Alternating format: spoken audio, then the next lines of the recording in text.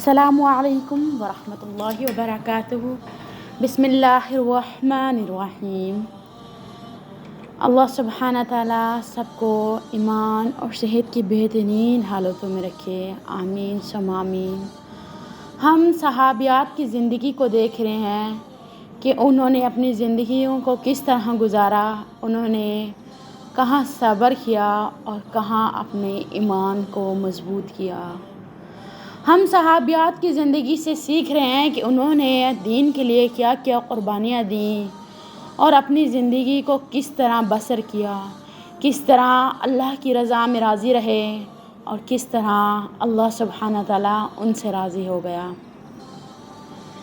اب تک ہم بہت سی صحابیات کے بارے میں دیکھ چکے ہیں اور الحمدللہ سن رہے ہیں جن کے دلوں میں محبت ہے ان کی زندگیوں کو جاننے کی، ان کی زندگیوں سے کچھ سیکھنے کی، ان کی زندگیوں کو پڑھنے کی، وہ ضرور سنتے بھی ہیں اور عمل بھی کرتے ہیں۔ اور جن کو محبت نہیں ہے ان کو ہم صرف ہمارا کام ہے پہنچا دینا، آگے ان کا کام ہے۔ اللہ سبحانہ تعالیٰ آپ کو اتنی بڑی نعمت عطا کریں کہ آپ کو گھر بیٹھے ایک چیز کا علم حاصل ہو رہا ہے، نہ کوئی آپ سے پیسے لیے جا رہے ہیں، نہ ہی آپ سے کچھ کہا جا رہا ہے۔ اللہ کی رضا کی خاطر آپ لوگوں تک اللہ کے نیک بندوں کی باتیں پہنچائی جا رہی ہیں، لیکن پھر بھی اگر آپ لوگ اس نعمت سے محروم ہو جائیں گے تو پھر اللہ تعالیٰ ہی آپ کو ایسی نعمتوں سے محروم کر دے گا۔ آج ہم دیکھیں گے سیدہ ام کجا انصاریہ رضی اللہ عنہا کے بارے میں۔ وہ ایک عالم اور فاضل خاتون تھی، لیکن اس کو آغاز کرنے سے پہلے میں ایک چھوٹی سی بات کہنا چاہوں گی۔ اللہ کی ذات بڑی غفور و رحیم ہے، جس نے ہمیں یہ نعمت سننے کی اور سمجھنے کی توفیق عطا فرمائی اور آپ تک پہنچانے کی بھی توفیق عطا فرمائی۔ بہت سے لوگ ہیں جو اس کو نہیں سنتے اور درگزر کر دیتے ہیں۔ آپ لوگوں سے گزارش ہے کہ اس کو پورا دیکھا کریں، لائک بھی ضرور کیا کریں اور کمنٹ کر کے میری بھی حوصلہ افزائی کیا کریں تاکہ میں آپ لوگوں تک مزید دین کی بات کو پہنچا سکوں۔ ابھی تو صرف یہ آغاز ہے، اس کے بعد اللہ تعالیٰ کی توفیق سے پتہ نہیں کیا کیا آپ تک پہنچایا جائے گا۔ لیکن مجھے دکھ ہے بہت زیادہ آپ لوگوں کا جس طرح سے رد عمل ہے، نہ ہی پورا ویڈیو کو واچ کرنا، نہ ہی سننا، نہ ہی لائک کرنا، نہ ہی کمنٹ کرنا۔ بہت دکھ ہوتا ہے، بہت دکھ ہوتا ہے۔ اللہ تعالیٰ ہمارے لیے آسانیاں فرمائے، ہم صرف کہہ سکتے ہیں ہمارا کام ہے پہنچا دینا۔ سیدہ ام کجا انصاریہ رضی اللہ عنہا ایک مسلمان بیوی تھیں۔ سیدہ ام کجا رضی اللہ عنہا انصار کی ایک عالم و فاضل خاتون تھی۔ ان کی شادی اوس بن ثابت انصاری رضی اللہ عنہ کے ساتھ ہوئی، جو بنو عدی بن عمر بن مالک قبیلے کا چشم و چراغ تھا۔ ان کا خاندانی تعلق مدینہ منورہ میں مشہور و معروف قبیلے بنو نجار تک پہنچتا ہے۔ اوس بن ثابت رضی اللہ عنہ ان لوگوں میں سے ایک ہیں جنہوں نے عقبہ ثانیہ میں اپنی قوم کے معززین کے ساتھ رسول اللہ صلی اللہ علیہ وسلم کی بیعت کا شرف حاصل کیا، اور جب رسول اللہ صلی اللہ علیہ وسلم ہجرت کر کے مدینہ منورہ تشریف لائے تو اوس بن ثابت استقبال کرنے والوں میں بھی شامل تھے اور انہوں نے مسجد نبوی کی تعمیر میں بھی حصہ لیا۔ ام کجا اور ان کے خاوند اوس کے درمیان مکمل اتفاق اور ہم آہنگی پائی جاتی تھی اور دونوں اسلام کے ساتھ یکساں طور پر وابستہ رہے۔ عورت اپنے خاوند کے مطیع ہوتی ہے، اس کے حقوق کا خیال رکھتی ہے، خاوند کے مال اور اپنی ذات کی حفاظت کرتی ہے۔ خاوند اپنی بیوی کے حقوق کو پہچانتا ہے اور اس کی خوب قدر کرتا ہے۔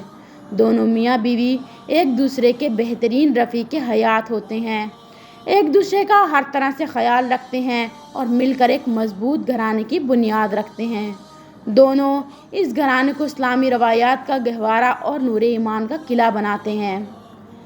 سیدہ ام کجا رضی اللہ عنہ خواتین کے ساتھ رسول اللہ صلی اللہ علیہ وسلم کی مجالس میں شریک ہوا کرتی تھیں تاکہ وہ پردے میں رہ کر احادیث رسول صلی اللہ علیہ وسلم سے بہراور ہوں۔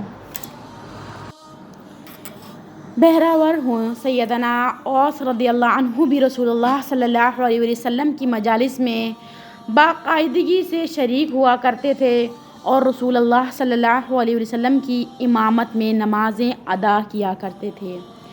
زمانہ جاہلیت میں ان دونوں کے یہاں ایک بچی نے جنم لیا۔ اوس نے ام کجا کے ساتھ مکمل اتفاق کرتے ہوئے اس بچی کی پرورش کا سامان مہیا کیا۔ اس بچی کو زندہ درگور کرنے کا قصد اور ارادہ نہ کیا، حالانکہ اس وقت ان کی قوم میں یہ رواج تھا کہ جو بچی پیدا ہوتی ہے اسے زندہ درگور کر دیا جاتا تھا۔ ام کجا کا یہ معمول تھا کہ جب وہ نماز، اپنے خاوند کی خدمت کے فرائض اور اپنی ننھی سی بچی کی دیکھ بھال سے فارغ ہوتی تو چمڑے کے ان ٹکڑوں اور کھجور کی کھال کی طرف متوجہ ہوتی جس پر ان کا خاوند قرآنی آیات لکھا کرتا تھا تاکہ وہ حسب استطاعت ان قرآنی آیات کو زبانی یاد کر سکیں۔ سبحان اللہ! اس وقت کس طرح سے قرآن کو وقت دیا جاتا تھا، قرآن کو سمجھا جاتا تھا۔ آج ہم قرآن کو صرف سمجھتے نہیں ہیں، اپنی پیٹھوں پر ڈال کر گھوم رہے ہیں۔ ہمیں نہیں پتہ کہ قرآن پاک میں اللہ سبحانہ تعالیٰ کیا فرماتے ہیں، اللہ سبحانہ تعالیٰ ہم سے کیا چاہتا ہے، کہاں پر اللہ اپنی محبت دکھا رہا ہے اور کہاں پر اللہ ہمیں یہ بتا رہا ہے کہ اس چیز سے بچ جاؤ، اس کا بہت بڑا عذاب ہے۔ ظالموں میں سے نہ ہو جاؤ، گنہگاروں میں سے نہ ہو جاؤ، بار بار آپ کا رب آپ کو کہہ رہا ہے۔ اب آگے ہم نے اپنا دیکھنا ہے، اپنا محاسبہ کرنا ہے کہ ہم نے کیا کرنا ہے۔ بدر میں جب جہاد کی امنگ اٹھی، ایک دن سیدنا اوس رضی اللہ عنہ اپنی بیوی کے پاس جلدی میں آئے۔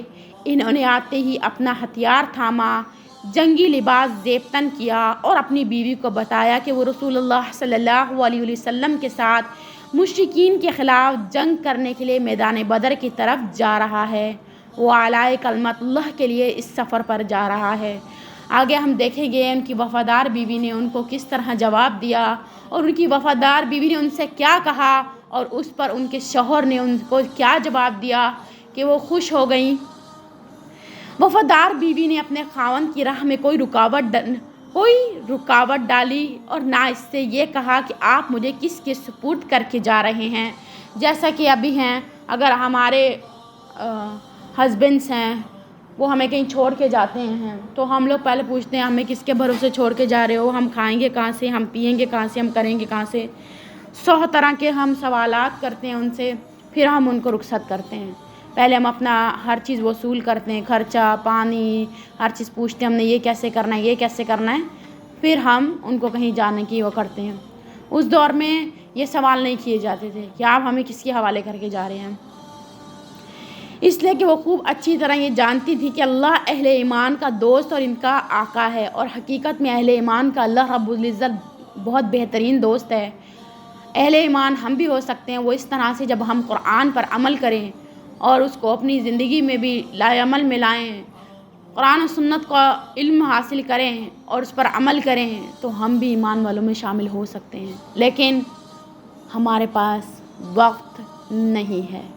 ہمیشہ ایک ہی جملہ سننا جاتا ہے، ہمارے پاس وقت نہیں ہے، ہمارے بہت کام ہیں، ہم نے یہ کرنا ہے، ہمارے پاس پیکج نہیں ہے، ETC بہت ایکسکیوز ہوتے ہیں، اور جس انسان نے کام نہ کرنا ہو نا پھر وہ ایکسکیوز ہی کرتا ہے، اور جنہوں نے کرنا ہو نا وہ کوششیں کرتا ہے، ارادے کرتا ہے، دعائیں کرتا ہے، ایکسکیوز کبھی نہیں کرتا۔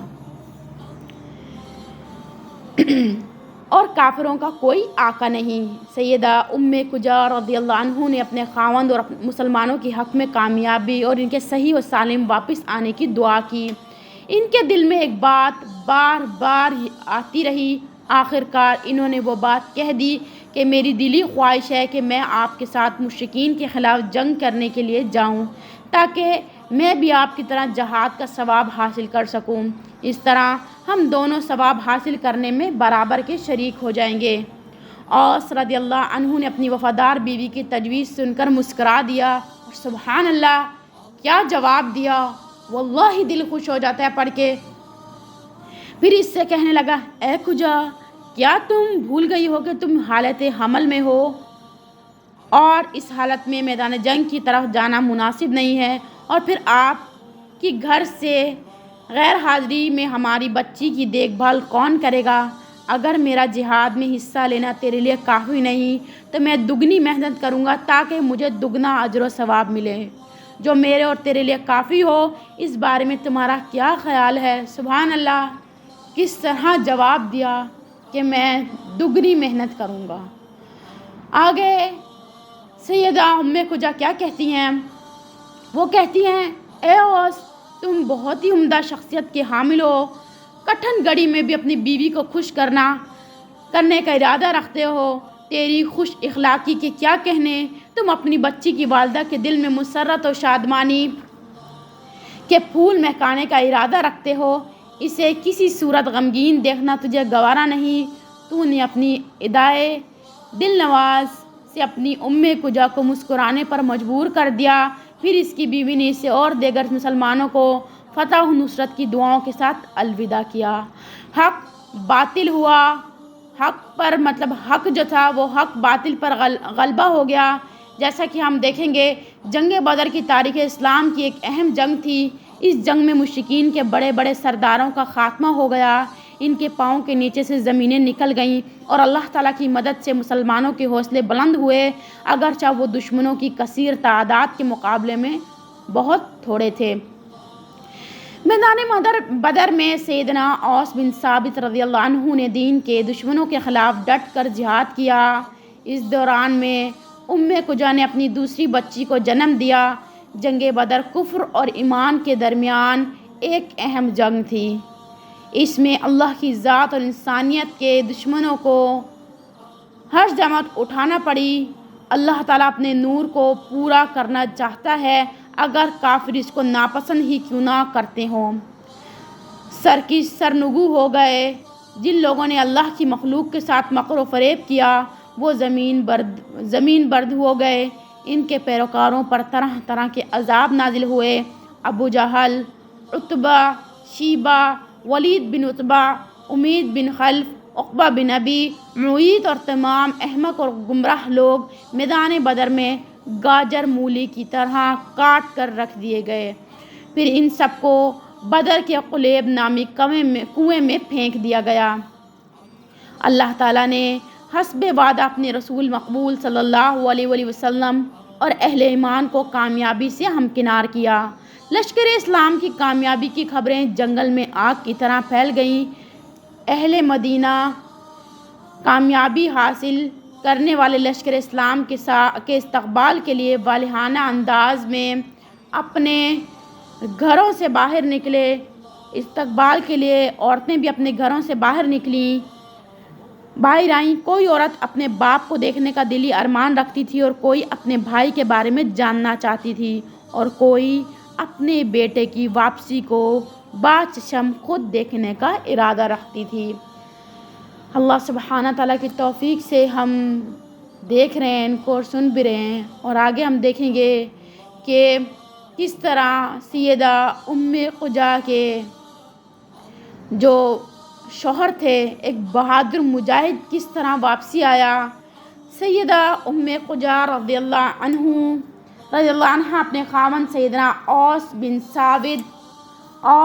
ثابت رضی اللہ عنہ کی واپسی کی دلی رغبت رکھتی تھی تاکہ وہ اپنی خوبصورت بچی کو دیکھ لے کہ جسے اس نے خاوند کی غیر حاضری میں جنم دیا۔ کیا بھلا ایسا ہی ہوگا، وہ صحیح سالم واپس لوٹ آئیں گے؟ صورتحال یہ تھی کہ فتح کے میدان جنگ کے بہادر بعض جتھوں کی صورت میں اور بعض اکیلے مدینہ منورہ پہنچ رہے تھے۔ سیدہ ام کجا رضی اللہ عنہ واپس آنے والوں کو بڑے غور سے دیکھ رہی تھی، لیکن اسے اپنا بہادر شاہ سوار دکھائی نہیں دے رہا تھا۔ اسے دھڑکا لگا ہوا تھا، وسوسے پہ در پہ آ رہے تھے، اسے یہ اندیشہ لاحق تھا کہ اگر اس کی 2 بچیوں کا باپ زندگی کی بازی ہار گیا تو ان بچیوں کا مستقبل کا کیا ہوگا۔ سیدہ ام قجہ رضی اللہ عنہ کے قلب و ذہن پر افکار و اوہام کے سیاہ بادل چھائے ہوئے تھے۔ پھر وہ بادل جلدی ہی موسم گرما میں بکھر جانے والے بادلوں کی طرح چھٹ گئے۔ وہ کیا دیکھتی ہیں کہ اس کا خاوند اوس بن ثابت خرامہ اس کی جانب قدم بڑھا رہا ہے۔ جوان مرد اور بہادر اپنی دونوں بچیوں کو اور بیوی کو شفقت سے شاد کام کرنے واپس لوٹ آیا۔ سیدنا اوس بن ثابت رضی اللہ عنہ کی دلی تمنا یہ تھی کہ بیٹا ہو، لیکن اللہ جس کو چاہتا ہے بیٹیاں عطا کرتا ہے اور جس کو چاہتا ہے بیٹے عطا کرتا ہے۔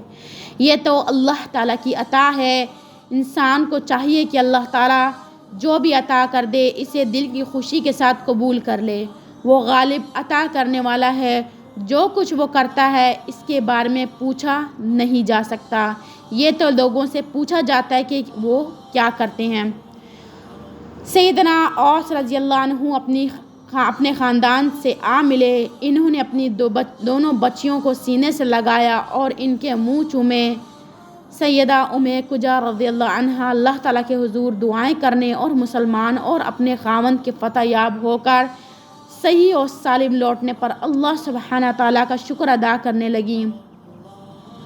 کچھ دیر آرام کرنے کے بعد سیدنا اوس رضی اللہ عنہ اپنی بیوی ام قجہ رضی اللہ عنہا کو جنگی مشاہدات سے آگاہ کرنے اور میدان جنگ میں جو اس کے ساتھیوں نے کارنامے انجام دیے تھے اس سے روشناس کرانے اور صنادین قریش اور کافر سرداروں کے برے انجام کی کہانی سنانے لگا کہ ان کو کس طرح اہل ایمان کے ہاتھوں ذلت اور رسوائی کا سامنا کرنا پڑا۔ غزوہ احد قریش نے جب اپنا ناقابل تلافی نقصان اور اندوہناک انجام دیکھا تو ان کے ہوائیاں اڑنے لگیں۔ وہ اسلام کے خلاف عرب قبائل کو جمع کرنے لگے تاکہ وہ بھی کہیں اس مصیبت سے دوچار نہ ہوں جس کا ہم مزہ چکھ چکے ہیں۔ انہوں نے 3000 جنگجو اکٹھے کر لیے۔ ان میں 200 تجربہ کار شاہ سوار بھی تھے جن کی قیادت خالد بن ولید کے سپرد تھی۔ جب یہ خبر مدینہ منورہ میں مسلمانوں تک پہنچی تو صحابہ کرام رضی اللہ عنہم میں ہلچل مچ گئی۔ سنن دارمی میں سیدنا جابر رضی اللہ عنہ بیان کرتے ہیں، رسول اللہ صلی اللہ علیہ وسلم نے فرمایا، میں نے خواب میں دیکھا کہ میں ایک مضبوط ذرا میں ہوں اور میرے سامنے ایک گائے کو ذبح کیا جا رہا ہے۔ میں نے اس خواب کی تعبیر یہ کی کہ ذرا سے مراد مدینہ منورہ یعنی کہ میں مدینہ منورہ میں ہوں، اور گائے سے مراد لوگوں کی جماعت ہے یعنی دشمن جماعت کے میرے روبرو گلے کاٹے جا رہے ہیں۔ اللہ خیر کرے، یوں محسوس ہوتا ہے کہ ہمارا دشمن مدینہ منورہ میں ہم پر حملہ آور ہونے کا ارادہ کیے ہوئے ہیں۔ اگر ہم مدینہ منورہ میں مقیم رہے اور دشمن ہم پر حملہ کر دے تو ہم اس سے لڑیں گے۔ صحابہ کرام رضی اللہ عنہم نے عرض کیا، یا رسول اللہ، زمانہ جاہلیت میں تو کسی کو یہ جرأت نہ ہوئی کہ ہمارے گھروں پر حملہ آور ہو، کیا اب جب کہ ہم دائرہ اسلام میں داخل ہو گئے تو ہمیں یہ منظر دیکھنا پڑے گا؟ رسول صلی اللہ علیہ وسلم نے فرمایا، تمہاری مرضی، جس طرح بھی تم دشمن کا مقابلہ کرنا چاہتے ہو تمہیں اختیار ہے۔ انصار نے ایک دوسرے سے باتیں کرتے ہوئے کہا، ہم نے نبی کریم صلی اللہ علیہ وسلم کی بات کو مسترد کیا ہے، یہ اچھا نہیں ہوا۔ وہ آپ کی خدمت میں حاضر ہو کر عرض گزار ہوئے، اے اللہ کے رسول، ہم واپس ہی کریں گے، ہم ویسا ہی کریں گے جو آپ کا حکم ہوگا۔ رسول صلی اللہ علیہ وسلم نے فرمایا، اب دشمن سے مقابلہ ہوگا۔ نبی جب اپنا جنگی لباس زیب تن کر لیتا ہے تو دشمن سے مقابلہ کیے بغیر اسے نہیں اتارتا۔ رسول صلی اللہ علیہ وسلم میدان احد کی طرف 1000 جنگجو لے کر روانہ ہوئے، لیکن رئیس المنافقین عبداللہ بن ابی 300 منافقین کو راستے ہی سے واپس لے آیا۔ یوں رسول اللہ صلی اللہ علیہ وسلم کے ساتھ 700 جنگجو رہ گئے۔ سیدنا زید بن ثابت رضی اللہ عنہ کا بیان ہے، جب نبی کریم صلی اللہ علیہ وسلم احد کی طرف روانہ ہوئے تو کچھ لوگ راستے سے واپس پلٹ گئے۔ نبی کریم صلی اللہ علیہ وسلم کے ساتھ جانے والے دو حصوں میں بٹ گئے۔ ایک گروہ کا نظریہ یہ تھا کہ ہم دشمن سے لڑیں گے، اور دوسرے گروہ کا نقطہ نگاہ یہ تھا کہ ہم دشمن کے ساتھ نہیں لڑیں گے۔ اس موقع پر اللہ سبحانہ تعالیٰ نے یہ آیت نازل کی۔ یہ آیت نازل ہوئی سورۃ النساء کی آیت نمبر ہے 88 سے 90 تک۔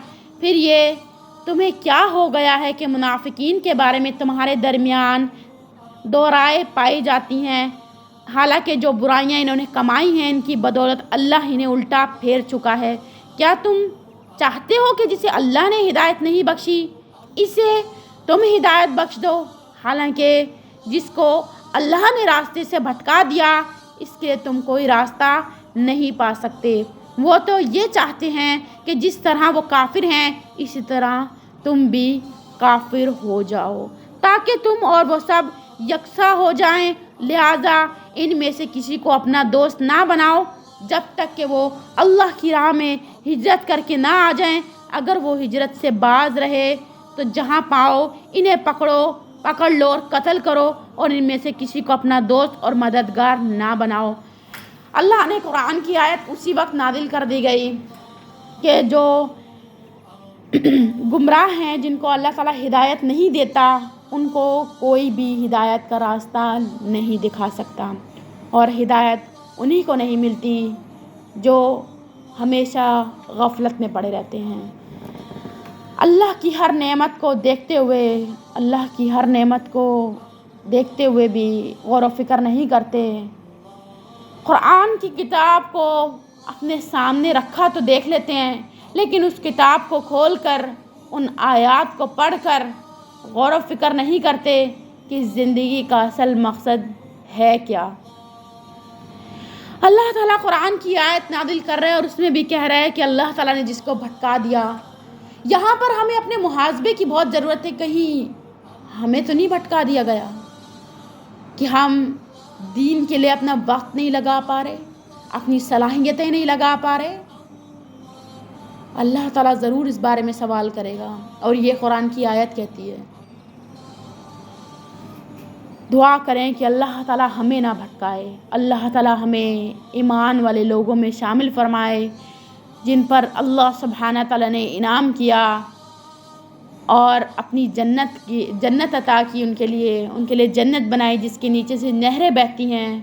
اللہ سبحانہ تعالیٰ ہمیں بھی اس جنت میں رہنے کی اور اس جنت کے لیے ویسی عمل کرنے کی توفیق عطا فرمائے، آمین ثم آمین۔ رسول صلی اللہ علیہ وسلم نے یہ بھی ارشاد فرمایا، یہ مدینہ گناہوں کو اس طرح ملیہ میٹ کر دیتا ہے جس طرح آگ چاندی کی میل کچیل کو ختم کر دیتی ہے۔ اس مرتبہ سیدنا اوس بن ثابت رضی اللہ عنہ اپنی بیوی سیدہ ام کجا رضی اللہ عنہ کو میدان احد کی طرف جانے سے روک نہ سکے، اس کی دو بیٹیوں کو اس کی والدہ کے پاس چھوڑ دیا۔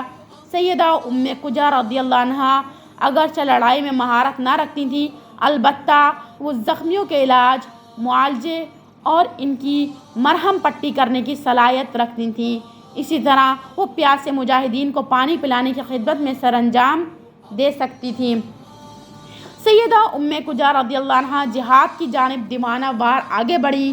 وہ اپنے خاوند سیدنا اوس رضی اللہ عنہ کے شان بشانہ جہاد میں بھرپور حصہ لینے کی اپنی دلی آرزو پوری کرنا چاہتی تھیں۔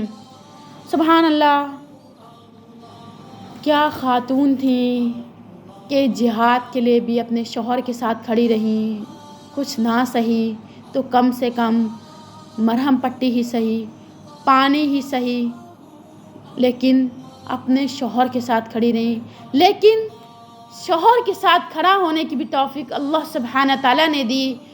ان کا تقوی، ان کا ایمان اس طرح کا تھا کہ وہ جنگ میں جانے سے، اس جہاد میں جانے سے خود کو نہ روک سکی۔